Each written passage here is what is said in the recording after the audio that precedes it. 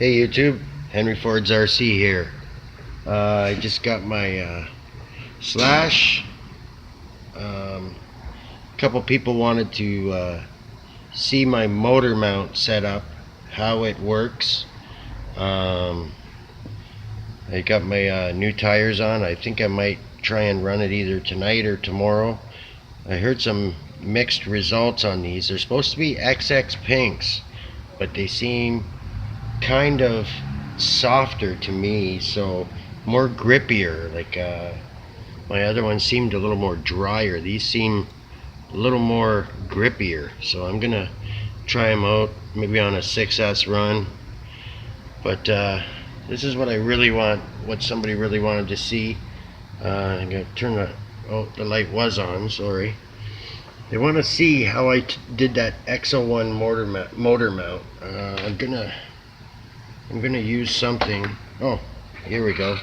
I'm thinking about putting this Techno drive shaft for the Slash. There's a part number.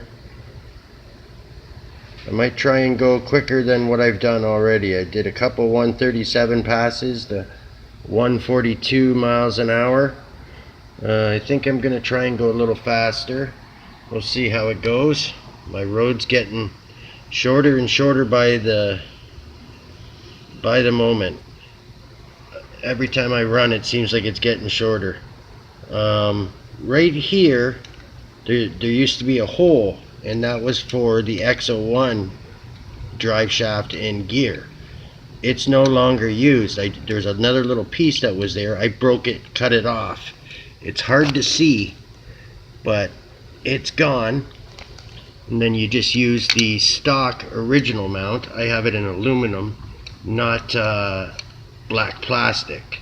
So all I did was drill there and there, 2 screws, and tapped it in. Okay, and then here you can just undo these 2 screws, and you can lift the gear up and take it out. Once you lift it up, you just pop the gear straight out. You can just go that way with it. You don't have to take it all apart. In the top, on the jest tray, I have a little hole right there. You can see that little set screw down in there. What that does is lets me get my gear mesh perfect, so I don't have to take it apart.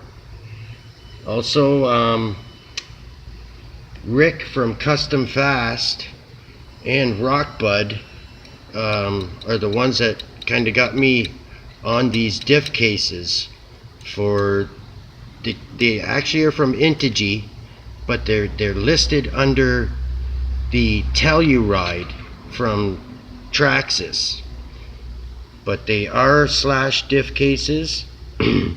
They're great because it doesn't let your gears to flex in the stock cases like they would.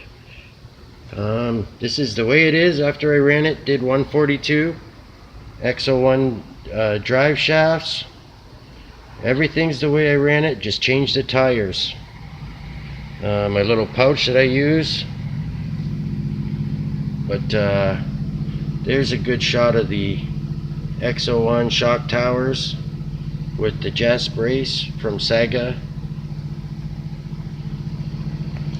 But yeah, I'll show you this side of the motor mount, how I tapped it on this side. The same thing. This side I only tapped it with 1 screw because the way the factory mount is, it curves. It kind of curves in at the bottom here where the spur is. It kind of curves in right here, so I couldn't put drill it and tap it with another screw. They have to be the exact same thickness as this. They're not a big screw because you don't want them to interfere with your gear that's in there. So I put another one on this side. I try and turn this so you can see it. I did another one there, and the way it works, I'll spin the thing, and you can see where I cut on the other side over here. You can see where I cut it when it was the X01. Okay, that was where the original carrier is. Now it misses. All right. Still have a little bit of play in my drive shaft, like you're supposed to. Other than that, got my XLX in there, my Futaba up top. I keep just a little piece of tape, hold it up in the air like that. That way if I crash, it'll just come loose. Don't rip the wire right out of the receiver. I got it velcroed and zip tied. Got this velcroed and zip tied. I learned from so many damn crashes. That's the way I do things now. It seems a little weird. This is out of my X01. It's a little cat pack. I added it to before I did my 142. It helped. I got my weight, same as the front. I got the same diff case, strong. Nothing flexes as like the plastic ones do.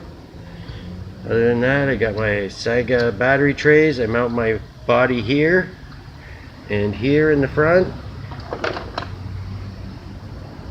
here and here, and that's it. I don't mount it back here at all. Just there on the side and the front. Other than that, let me just move some of this stuff out of the way.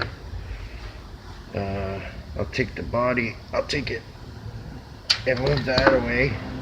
You can see how low, well, not so much low, but they wanted to see how it sat too. Let me just move this. I have the shocks lowered in it, but you can see how much distance I still have. I could fit my fingers underneath that. Alright, it's still pretty good amount. Under the side, I can still fit my fingers underneath. It's still got quite a bit of amount. Now with the body on it, let me show you with the body. Right there, that's how it sits. I can fit my hand underneath there. That's how it sits. Okay, so that's the way I run it. Other than that, I'm thinking about getting in that 3S challenge. I got a Yokomo at home, a little BD7. You can run any drivetrain as long as it's on 3S. So I got some different options. I got this little Reedy Sonic 540 motor. Maybe I'll do this with a 1/8 scale ESC or something. Who knows?